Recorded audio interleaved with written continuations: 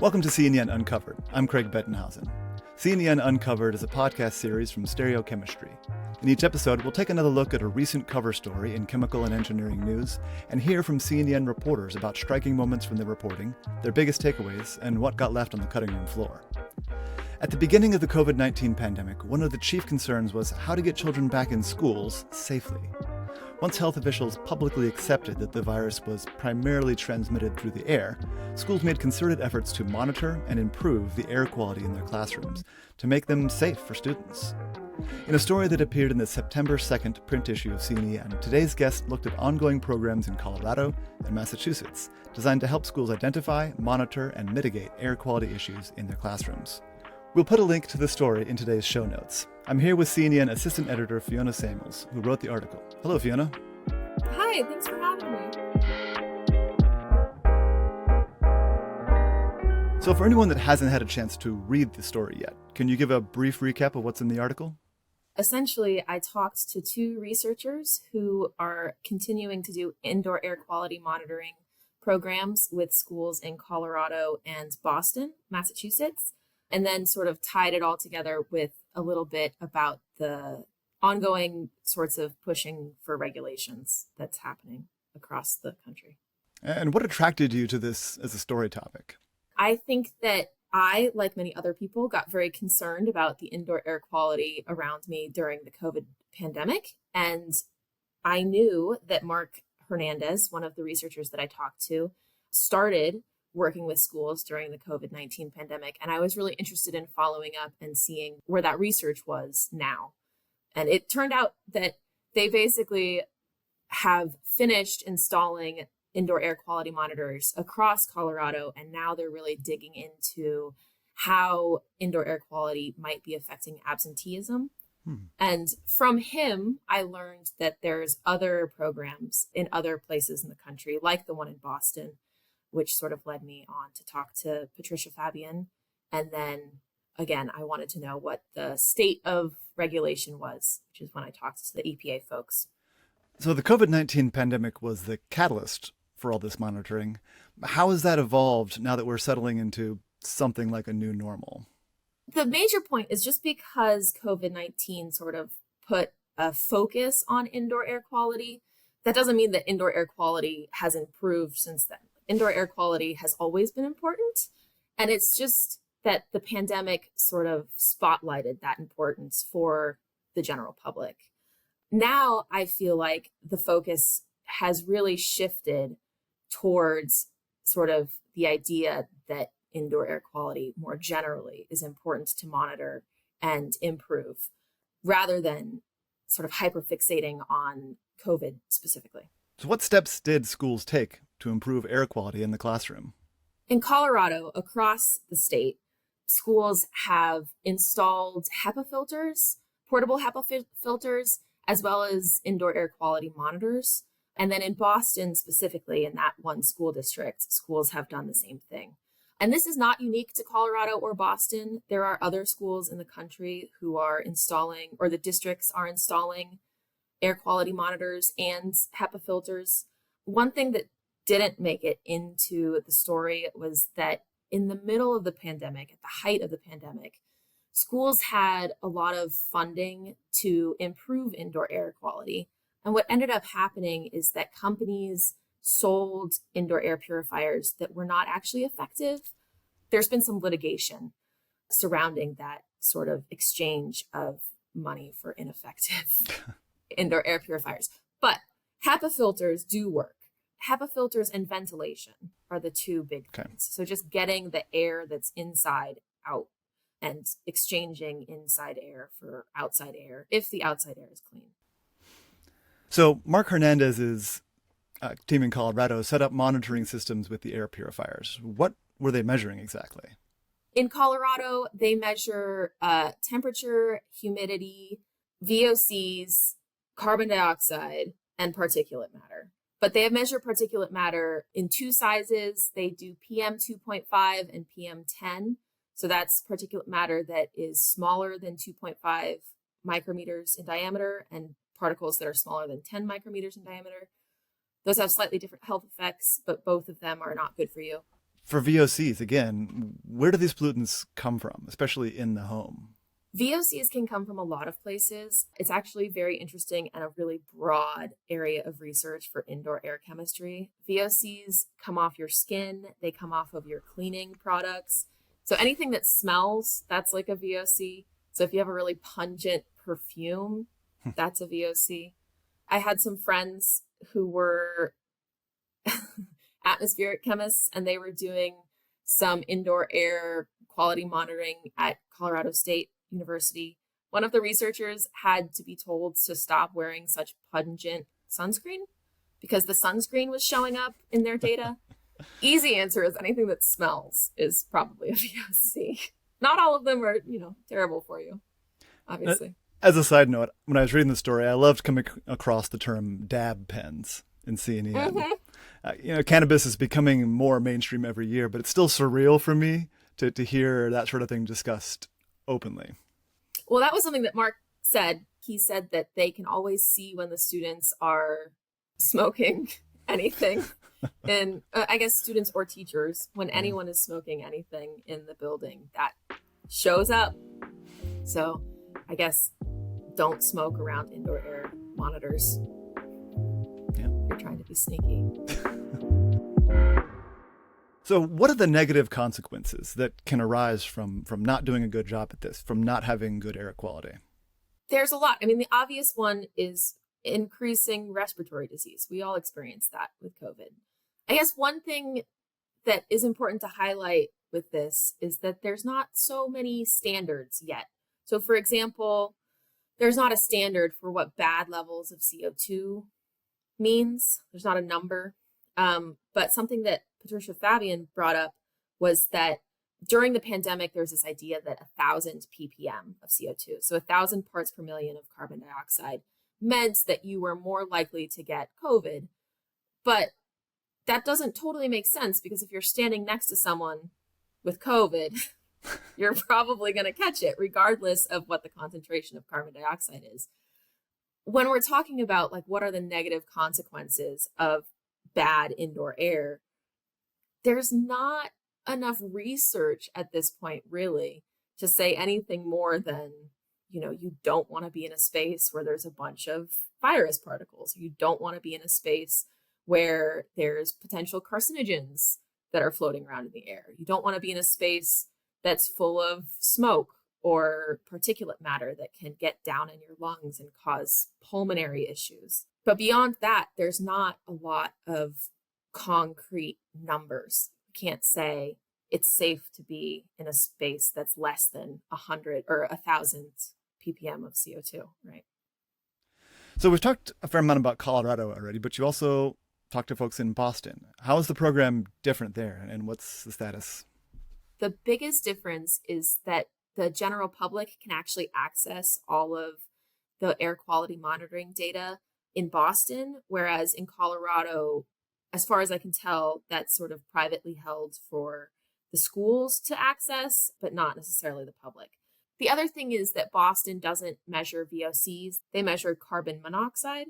And the reason they measure carbon monoxide is just because that's a super dangerous gas. But other than that, they're very similar. The researchers are trying to help interpret data for the school districts. And in both cases, there's a really big push to inform the school districts before potentially informing the public. For Boston Public Schools, you can go and see how the indoor air is in every single school in that district. Yeah, the transparency is really interesting. A plug for your story, again, at the bottom, you have a link to this tool, and you can just zoom right in. It's a map, and it has the numbers right there. In Boston. In Boston, yeah. At the same time, raw data can be scary, especially for parents that might not have a scientific background. How good a job are the schools doing at putting the context out with the data?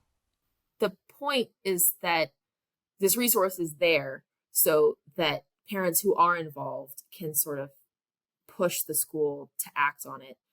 It's a really good resource for building managers, but like you're saying, building managers are going to have some level of understanding of how to read graphs, which might be challenging, but I think that the scientists that I talked to were very enthusiastic about trying to inform and help in any way they could in terms of teaching people how to use these tools.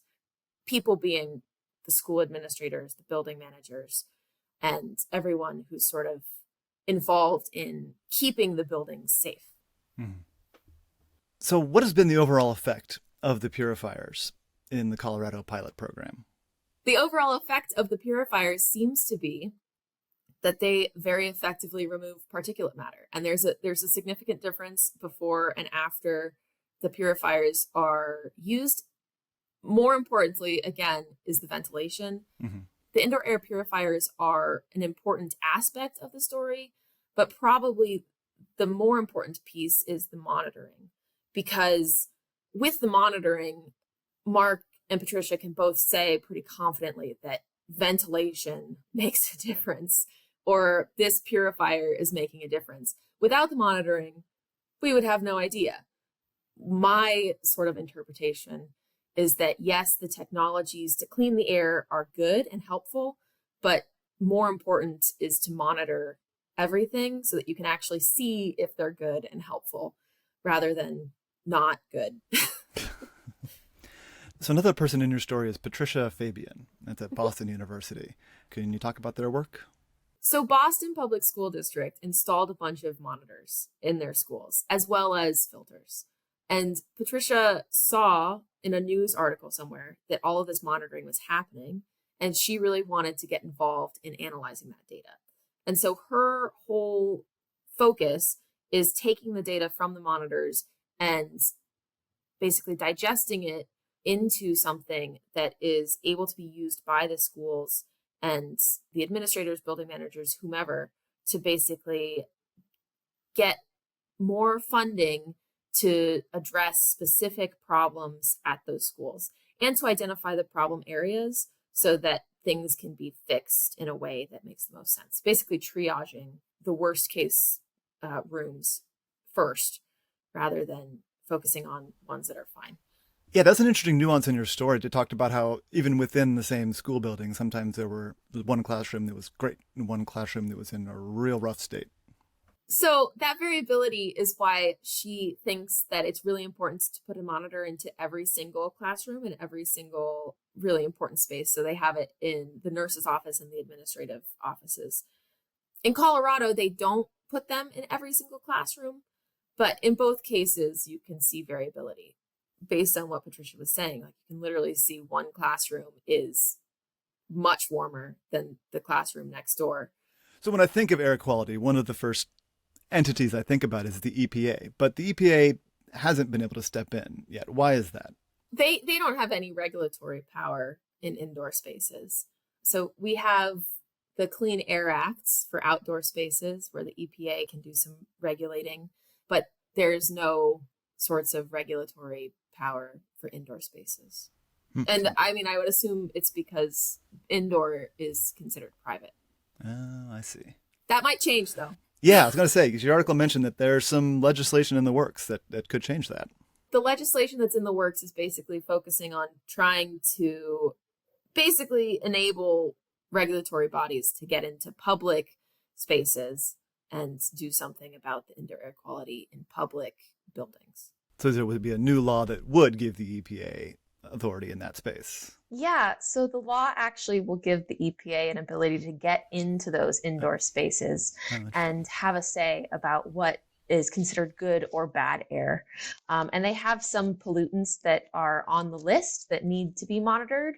And the bill will also allow the EPA to add more pollutants as more information and data are acquired by scientists. And that's at the federal level? Is there a bill name you can point us to? Yes. So the bill is called the Indoor Air Quality and Healthy Schools Act of 2024. And it was introduced by Congressman Paul Tonko of New York and Brian Fitzpatrick of Pennsylvania. It seems like something that aligns with what a lot of the indoor air scientists are hoping to see. So from a very practical sense, what resources are available now to schools that want to improve their ventilation and purification systems? So right now, There are still potentially unspent ESSER grants from when the Biden-Harris administration was funding schools, specifically elementary and secondary schools, to reopen during COVID. In addition to that, there's the Inflation Reduction Act, and also the White House has this thing called the Clean Air in Buildings Challenge, which also has some funding resources. And the EPA has been funding a lot for scientists who want to get involved in helping learn more about indoor air quality. But that's sort of a separate thing than schools. Yeah. So this is going to be hard to answer because schools come in so many different sizes. Mm-hmm. But I wonder if you could give a sense of the costs that an average sized school would be looking at to overhaul their ventilation system. What does it cost to really fix these problems in a normal school building? It can cost a lot to fix the ventilation or to fully replace the ventilation. That can be a very significant amount of money, like $10,000 or something. Huh. Something Mark Hernandez was very adamant about was the fact that when you break down the cost of installing indoor air quality monitors and the short-term solution of these HEPA filter-based air cleaners, it breaks down to about the cost of a cup of coffee every day per student, because there are so many students that if you consider every student, you kind of disperse the cost across a lot of young people. So, I mean, it seems like it would be worth it, especially if you can use the grants that are available from the federal government to sort of subsidize or to cover those costs. Slightly distracted by the idea of someone clipping out that one audio clip and having Fiona endorses a cup of coffee for every student. Every student should have a cup of coffee. I'm terrified of what would happen if you put some of these air quality monitors, especially for VOCs, in a chemistry lab, speaking of other spaces that might give you unpleasant results. Yeah, I would be worried about that too. I mean, I think that's... And the windows don't open usually. The windows don't open. Some of the vent hoods don't work. Oh, yeah. It's probably even more important to be monitoring those spaces. I guess that's true. Especially when you don't know the kinds of things that are going to end up in the air, depending on the reactions that you're running. Mm-hmm. Again, while this story focused on schools specifically, it's not unique to schools. Yeah. So installing indoor air quality monitors is something that, especially Mark Hernandez thinks, is something that we should be doing across the board in all public spaces, just because information is power. We spend, a huge amount of our life in buildings. We're constantly at the ACS office, right? Yeah. The other day I was smelling lemongrass in the hallway and I had no idea where it was coming from. So it would perhaps be nice to be able to look at a dashboard and say, like, okay, even though I smell this weird thing right now, I can tell that we've got enough ventilation that the air exchange rate is high enough to protect me from any sort of bad pollutant or offer some measure of protection against bad pollutants. Monitoring is power, and that's kind of the overall point beyond just schools. Fiona, thanks for diving deep with us on this. You're so welcome. So listeners can find me on social media as @CraigOfWaffles. How can listeners get a hold of you? My email is on the C&EN directory, which is totally open to anybody. Anybody can email me. So you can find Fiona's cover story about air quality in schools on C&EN's website or in the September 2nd print issue of C&EN. We put a link in the show notes along with the episode credits. We'd love to know what you think of C&EN Uncovered. You can share your feedback with us by emailing cenfeedback@acs.org. This has been C&EN Uncovered, a series from C&EN Stereochemistry. Stereochemistry is the official podcast of Chemical and Engineering News. Chemical Engineering News is an independent news outlet published by the American Chemical Society.